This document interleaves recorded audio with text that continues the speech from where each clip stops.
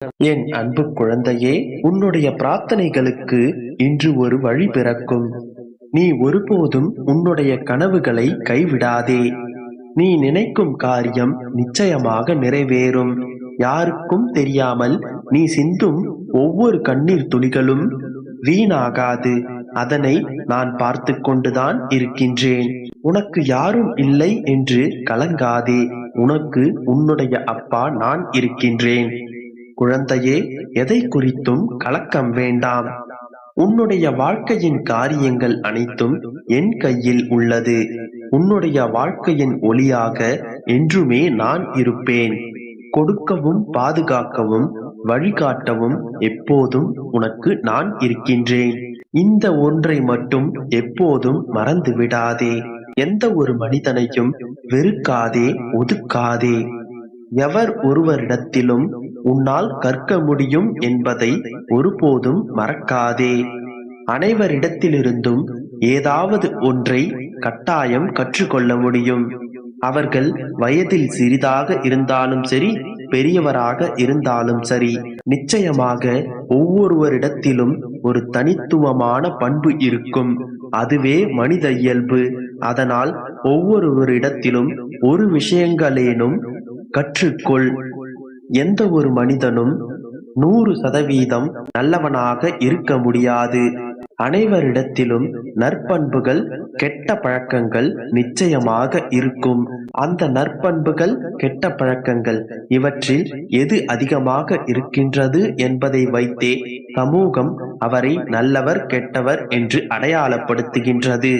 ஒருவரிடத்தில் இருக்கும் சிறு கெட்ட பழக்கம் கூட அவருடைய மொத்த நற்பெயரையும் கெடுக்க வல்லது. அதனால் முடிந்தவரை ஒவ்வொரு கெட்ட பழக்கமாக குறைத்து கொள்ள முயற்சி செய். அது சிறு கெட்ட பழக்கமாக கூட இருக்கலாம். ஒருவர் எவ்வளவு முன்னேறினாலும், எவ்வளவு நற்பெயரை எடுத்தாலும், அவர் தேவையில்லாமல் ஒரு சில இடங்களில் கோபப்படுவார் என்று வைத்துக் கொண்டால் அந்த கோபமே அவரை முழுவதுமாக அழித்துவிடும். அவர் பெற்ற அனைத்து நற்பண்புகளையும் நற்பெயர்களையும் அது சிதைக்க வல்லது. கோபம் மட்டுமே கெட்ட பழக்கம் என்று நான் கூற வரவில்லை. அதுவும் ஒரு கெட்ட பழக்கம் என்றுதான் கூறுகிறேன். உன்னிடத்தில் இருக்கும் கெட்ட பழக்கங்களை நீயே ஆராய்ந்து செய்து அதை படிப்படியாக குறைத்து கொள்ள முயற்சி செய். அதே போல எதிரில் இருப்பவர்கள் கெட்டவர்களாகவே இருந்துவிட்டு போகட்டும். ஆனால் அவர்களிடத்திலும் ஏதேனும் ஒரு நல்ல பழக்கம் நிச்சயமாக இருக்கும். அந்த நல்ல பழக்கம் எது என்பதை நீ கற்றுக்கொள்ள முயற்சி செய். யார் ஒருவரையும் மேலோட்டமாக எடை போடாதே. அவர்களுக்குள் என்ன நல்ல பழக்கம் இருக்கின்றது என்பதை ஆராய்ந்து அதை கூடிய விரைவில் நீ கற்றுக்கொண்டு உன்னுடைய வாழ்க்கையில் நீ முன்னேறு. உன்னை எவ்வித சூழ்நிலையிலும் நிற்கதியாக விட நான் விடமாட்டேன். இது என்னுடைய சத்திய வாக்கு என் குழந்தையே. வருங்காலத்தை நினைத்து கவலைப்படாதே, கஷ்டப்படாதே. உன்னுடைய வாழ்க்கை முழுவதும் நிச்சயமாக நான் இருப்பேன். உன்னுடைய வருங்காலத்தை உனக்கு நல்லபடியாக, நல்ல முறையாக நான் உனக்கு அமைத்து கொடுப்பேன். நம்மை புரிந்து கொள்வார் என்று எவர் ஒருவரையும் நம்பாதே.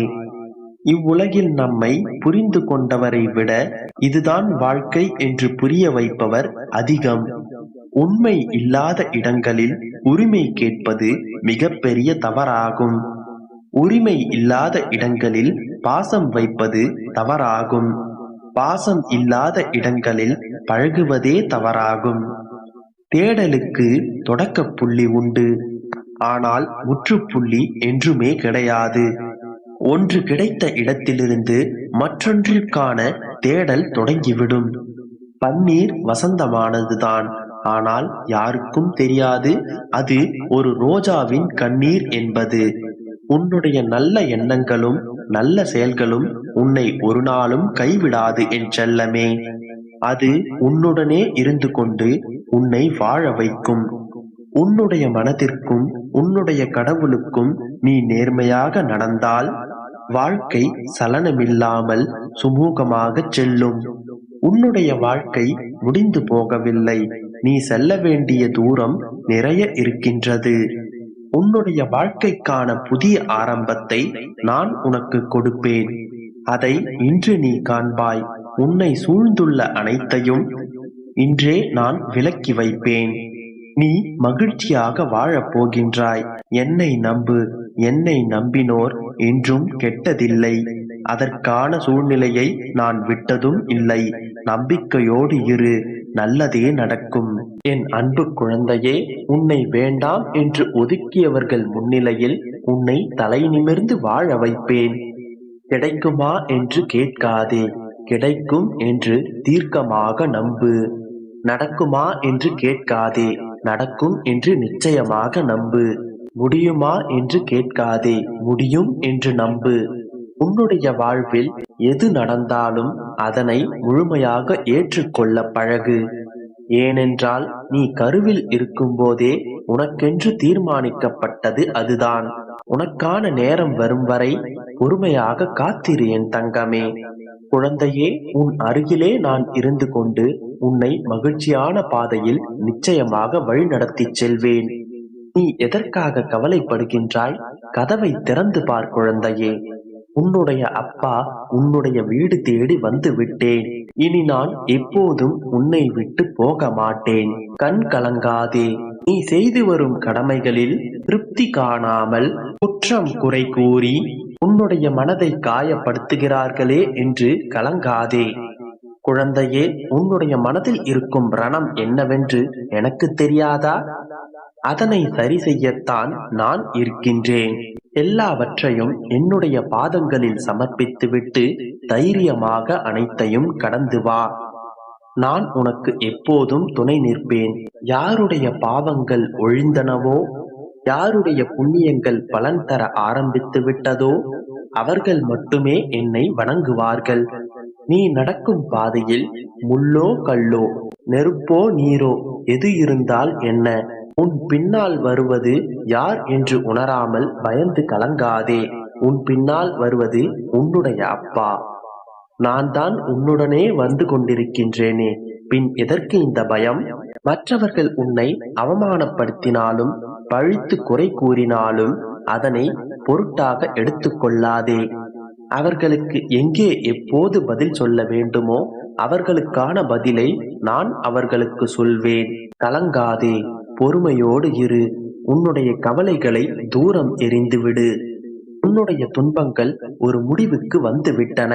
ஒருவன் எவ்வளவுதான் நசுக்கப்பட்டு வேதனைப்பட்டவனாக இருந்தாலும் என்னுடைய சன்னதியில் கால் வைத்தவுடன் அவன் மகிழ்ச்சியின் உச்சத்திற்கு செல்கின்றான்.